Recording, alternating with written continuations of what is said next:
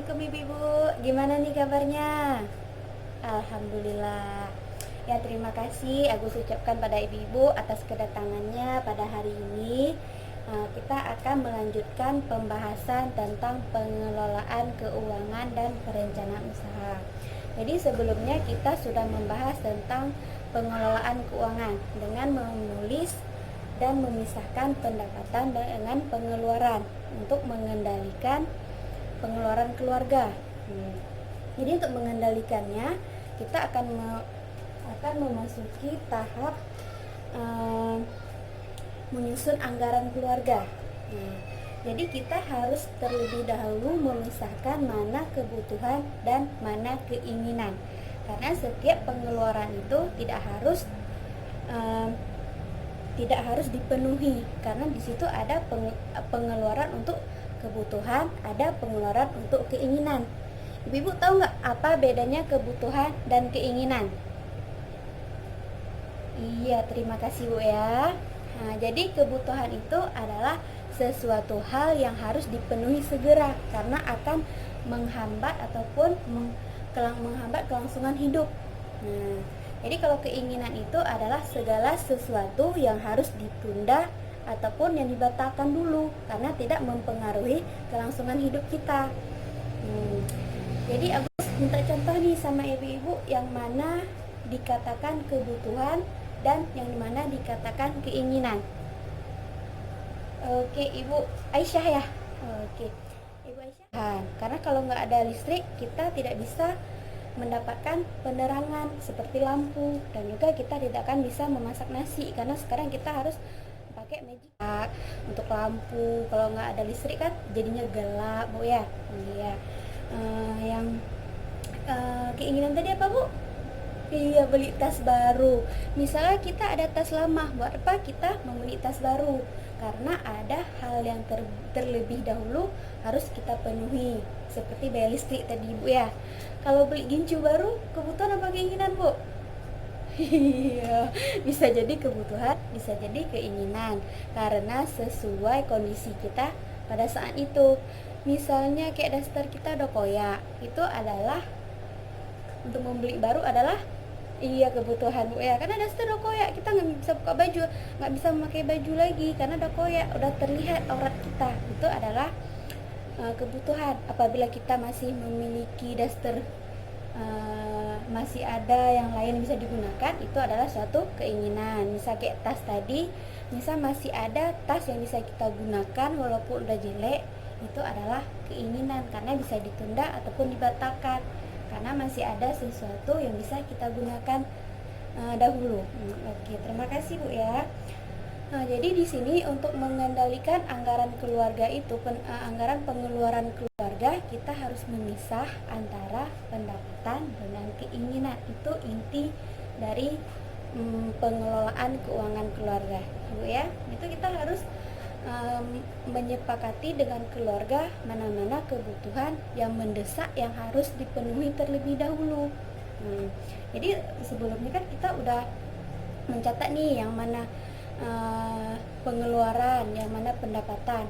Kemudian kita kendalikan dengan memilih mana itu kebutuhan, mana itu keinginan. Selanjutnya dengan mengendalikan pengeluaran itu bisa kita lakukan dengan pola pendapatan kita. Misalnya pola pendapatan kita itu per hari. Jadi kita bisa menggunakan sistem catatan kas harian untuk mengendalikan pengeluaran kita. Jadi dengan begitu kita bisa setiap ada pemasukan per harinya langsung kita catat Bu di catatan kas harian. Itu yang pola penghasilannya per hari yang tidak menetap gitu. Misal hari itu ada masuk uang Ibu Lili 50.000, itu dicatat Ibu Lili dapat uang 50.000. Misal si Pak Rusli mendapatkan pendapatan hari itu 150, itu dicatat dulu Ibu dari mana pendapatan kita.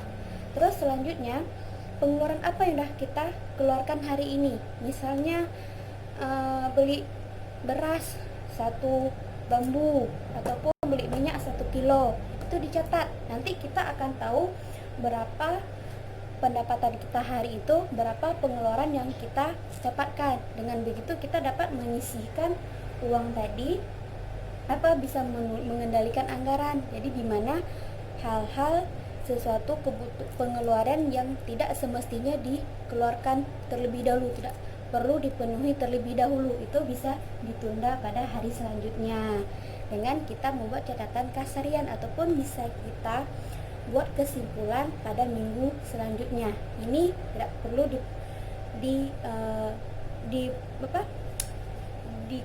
dibeli ataupun dilakukan pengeluaran karena masih bisa digunakan barang yang lain, misalnya kayak tas tadi Bu ya.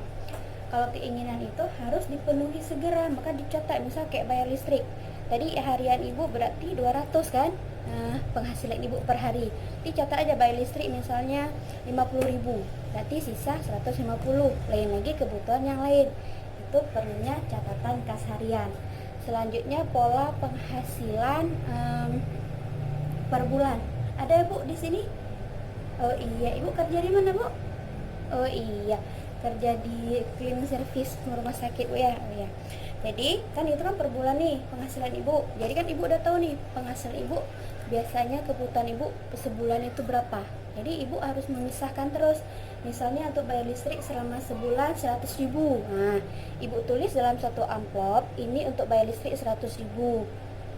Misalnya lagi untuk beli beras, misalnya dalam keluarga ibu harus beli beras selama 1 bulan itu 1 karung, berarti berapa? 150. Itu ibu tulis dalam amplop dan uangnya dimasukin, berarti 150. Nanti akan kita hitung berapa pendapatan kita tadi, kita tulis per bulan, dan pengeluaran kita per bulan itu berapa gitu.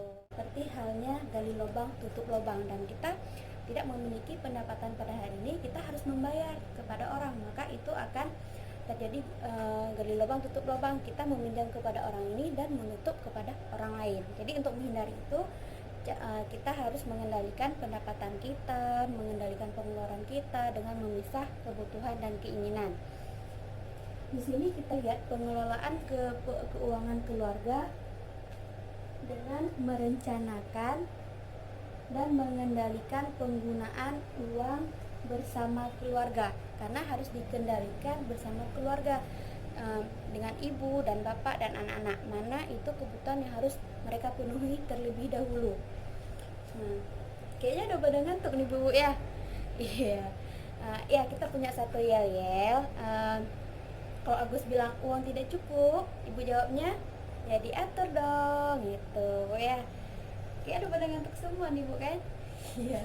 Jadi Agus bilang uang tidak cukup, ya diatur dong. Oke, terima kasih Bu. Oke, selanjutnya, jadi dalam pengelolaan keuangan itu kita membiasakan diri dengan menabung dengan disiplin. Jadi itu yang harus kita lakukan setiap harinya. Selanjutnya mempertimbangkan hutang dengan matang dan bijaksana agar tidak terjadi hutang kembali di kemudian hari. Pada pertemuan kali ini aku ucapkan banyak terima kasih.